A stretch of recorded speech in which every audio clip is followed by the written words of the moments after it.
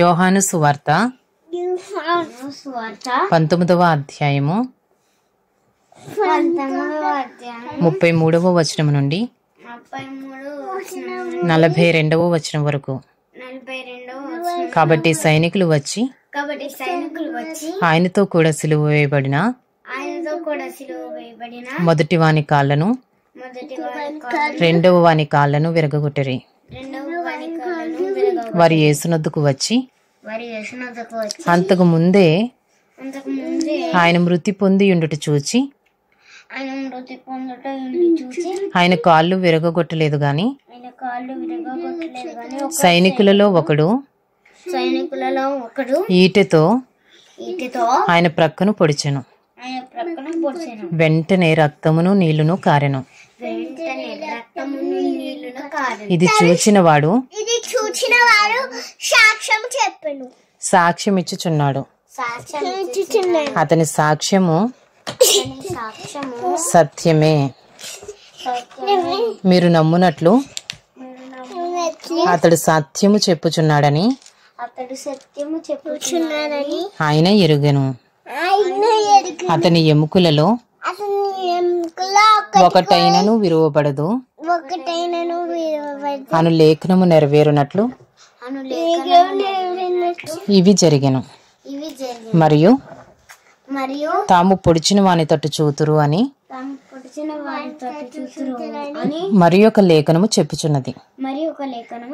అటు తరువాత యూదుల భయము వలన రహస్యముగా యేసు శిష్యుడైన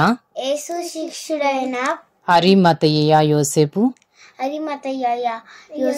తాను యేసు దేహమును తీసుకుని పోవుటకు పిలాతు నొద్ద సెలవడిగెను. పిలాతు సెలవిచ్చెను. గనుక అతడు వచ్చి యేసు దేహమును తీసుకుని పోయెను. మొదట రాత్రి వేళ ఆయన యొద్దకు వచ్చిన నికోదేము కూడా గోలముతో కలిపిన అగరు రమారమి 150 సేర్ల ఎత్తు తెచ్చెను. అంతట వారు యేసు దేహమును ఎత్తుకుని వచ్చి యూదులు పాతిపెట్టు మర్యాద చొప్పున ఆ సుగంధ ద్రవ్యములు దానికి పూసి నారబట్టలు చుట్టిరి. ఆయనను సిలువ వేసిన స్థలములో ఒక తోట ఉండెను. ఆ తోటలో ఎవడునూ ఎప్పుడునూ ఉంచబడని క్రొత్త సమాధి ఒకటి ఉండెను. ఆ సమాధి సమీపములో ఉండెను. గనుక ఆ దినము యూదులు సిద్ధపరచు దినమైనందున వారు అందులో యేసును పెట్టిరి.